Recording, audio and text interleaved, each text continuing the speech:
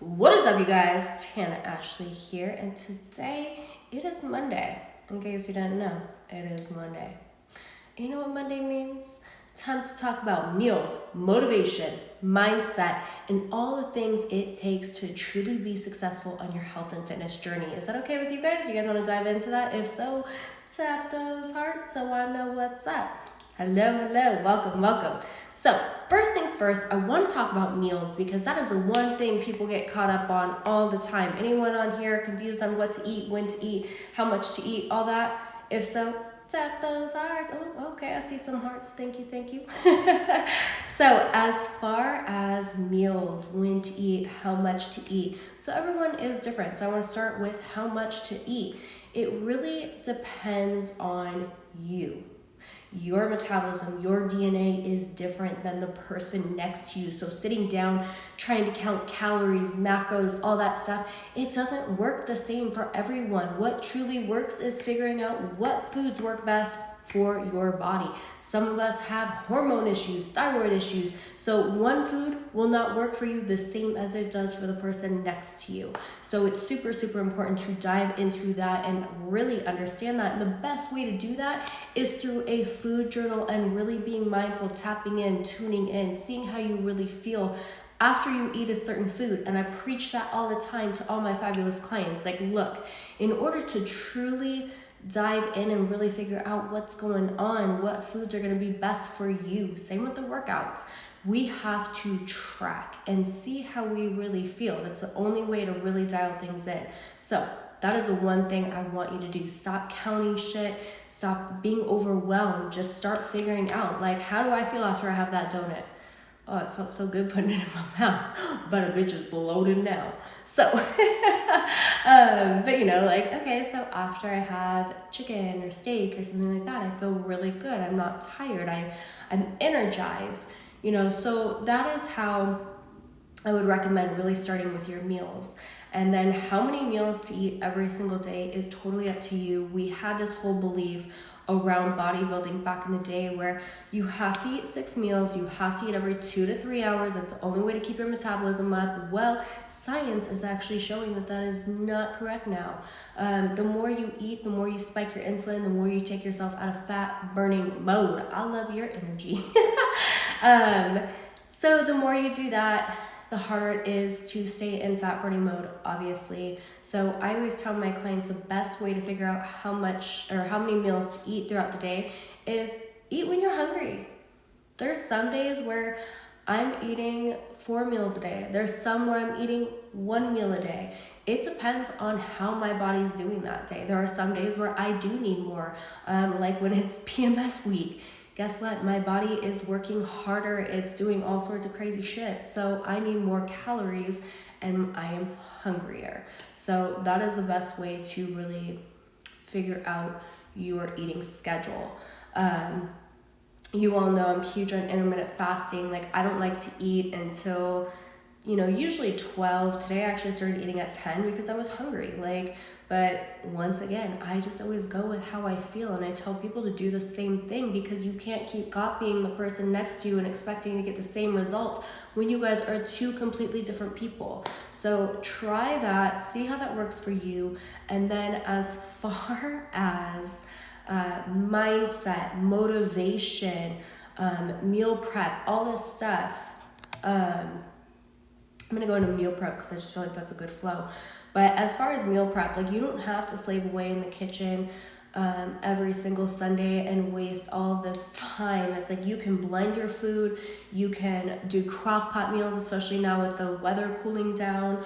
And you can also do prepackaged meals like at Trader Joe's or any grocery store now. You can run in and they have packaged food. If worse comes to worse, you can grab some deli meat and some lettuce and do some little bunless sandwich.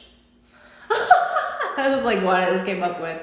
But one that I always turn to is frozen meals. And so I do have a company that I trust, that I love, and they're great quality food, great recipes, they're filling, and they also have my favorite protein treats. So that's how they got me hooked. They knew I love peanut butter, and I was just hooked ever since. So that's how I like really talk about like meal prep is you don't have to spend all this time in the kitchen. It's like you can do things to make your life easier. And then going into the whole mindset and motivation, you guys. This one, everyone just thinks, oh, you wake up and you're motivated. I don't know who the fuck came up with that theory, but Health and fitness is truly a habit. It is a habit that turns into your lifestyle. One thing that I was taught when I was very young is we wake up, we go to the gym, we get it done. And it became a habit for me. So here I am, 13, oh my God. I started when I was 13. So almost 17 years later, here I am. Every single morning, I'm working out. I do take off weekends, but I'm cleaning the house, doing yard work, chasing my baby. So I am still active. But 17 years later, like that is Monday to Friday. I wake up and I work out, whether it's at home, if it's at the gym, I don't care. Like I just want to get my shit done and feel good. If you want a meal prep company, just DM me. I'll send you all the information. And I'll send you a special discount code so then that way you get hooked up, girl. But it is a habit. Like you don't just wake up like, oh, I can't wait to get to the gym. I mean, yeah, some days you will feel like that, but other days it's gonna be like, fuck, I just need 10 more minutes. So if you have an issue with sleeping in and you keep hitting snooze, the best thing I did for myself to break that habit was I put my phone on the other side of the room. So the next morning, when morning came around, that's what I'm trying to say, my alarm would go off, and since it was on the other side of the room, I had to get my ass up out of bed. Okay, when you're up out of bed and your alarm's going off, you don't really want to hit snooze. You might be a little tempted, but you're like, so what am I gonna do? I'm gonna hit snooze, I'm gonna crawl back in bed. No, like I'm up, let's go. So until I broke my habit of sleeping in, and then I just made it a habit that it was embedded into me when I was 13 years old that we get up and go to the gym. So it's always been very easy for me to stick with that schedule. And no matter how I'm feeling, I'm like, I gotta get my body moving because I know that'll help me wake up, get creative, and all of that. So yeah, those are my little tips and tricks like with motivation. And one thing I always do to wake up in the morning is caffeine.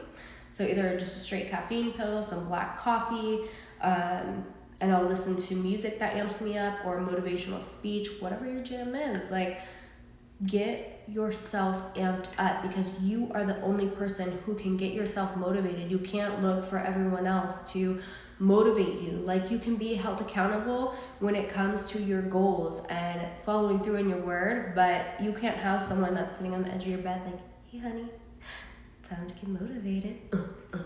I mean, you could, but it's kind of creepy.